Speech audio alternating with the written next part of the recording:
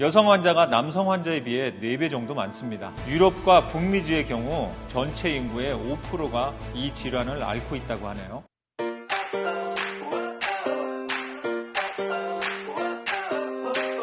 안녕하세요. 오늘도 건강의 닥터 오이입니다. 오늘은 자가면역 질환에 대해서 낱낱이 파헤쳐 보겠습니다. 단어 그대로 신체의 면역체계가 자기 몸을 아군이 아니라 적으로 여겨서 스스로 공격을 하는 실수를 저지르는 병을 자가면역질환이라고 합니다. 외부로부터 들어오는 질병을 일으킬 수 있는 이물질이나 위험물질을 항원이라 하는데, 이 항원으로부터 신체를 방어하는 역할을 면역체계가 늘 하고 있습니다. 그 항원의 예를 들면 세균, 바이러스, 기생충, 특정 암세포, 특정 꽃가루 등인데요. 그런데 이 면역체계가 이런 물질들만 찾아내고 물리쳐야 하는데, 열심히 일하고 있는 정상세포를 이물질로 착각을 하고 공격을 하는 말도 안 되는 병을 자가면역질환이라고 합니다. 자가면역질환은 인체의 모든 장기와 조직에 나타날 수 있습니다. 증상이 주로 나타나는 곳은 갑상선, 췌장, 부신 등의 뇌분비기관, 적혈구, 결체 조직인 피부, 근육, 관절 등이 있습니다. 면역세포들이 우리 몸의 어느 부위를 공격하는가에 따라 증상과 질병이 다양하게 나타나는데, 전신의 모든 세포가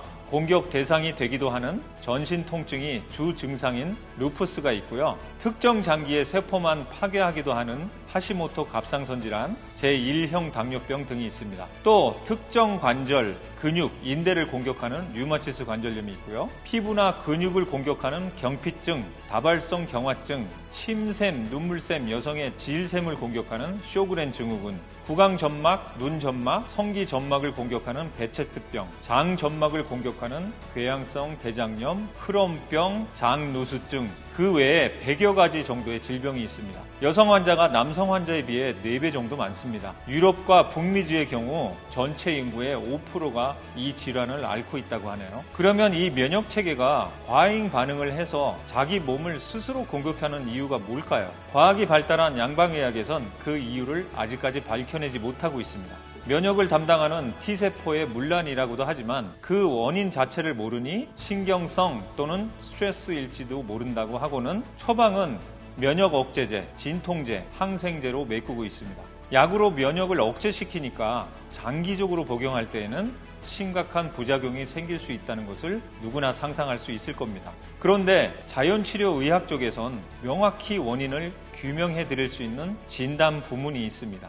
일단 자가면역질환의 모든 증상들은 만성염증에 해당합니다. 만성이라고 칭하는 것은 우리의 뇌가 오랜 기간 반복되는 지속적인 염증을 비정상적으로 여기지 않고 정상으로 받아들이고 있다는 것입니다. 그 말은 지속적으로 염증을 일으킬 수 있는 환경이 그 전부터 오랫동안 있었다는 것이겠죠. 바로 그 원인 2가지가 인체에 깔려있는 냉기와 습기입니다. 다시 말하면 쓸데없는 찬물이 고여서 썩을 지경까지 갔다는 것이죠. 그 찬물이 고여있는 곳에서 부패가 일어나 염증을 일으키고 있단 말입니다. 그 불필요한 찬물이 그럼 왜 생겼을까요? 첫 번째 원인은 위장에서 음식이 들어와 소화되지 않고 30분 이상 오랫동안 정체되면 부글부글 위산에 끓으면서 가스와 습이 생깁니다. 그래서 붓는 현상이 신체에서 자주 일어납니다. 두 번째 원인은 찬 음식, 찬 공기를 오랫동안 인체에 투입시켰기 때문에 그 찬 기운이 몸에 축적되어 있는 경우입니다. 찬 음식은 언급해 드렸듯이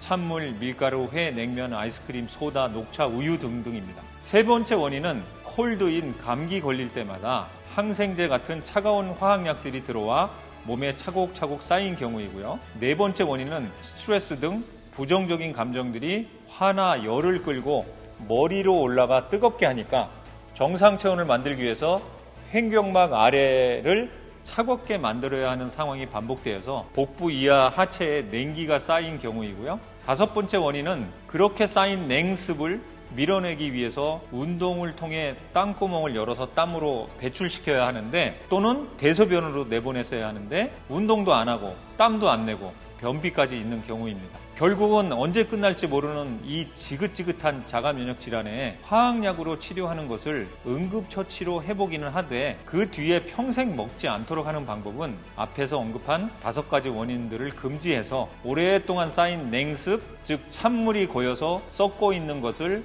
뇌가 정상이 아니라 비정상이라고 눈치채게 하는 체질로 바꾸면 해결이 됩니다. 그 냉습을 몸에서 뽑아내기 위해서 찬 성질의 음식을 더 이상 먹지 말아야 합니다. 예를 들면 찬물, 밀가루 음식, 회, 냉면, 아이스크림, 소다, 녹차, 우유, 생야채, 찬 성질의 과일 등입니다.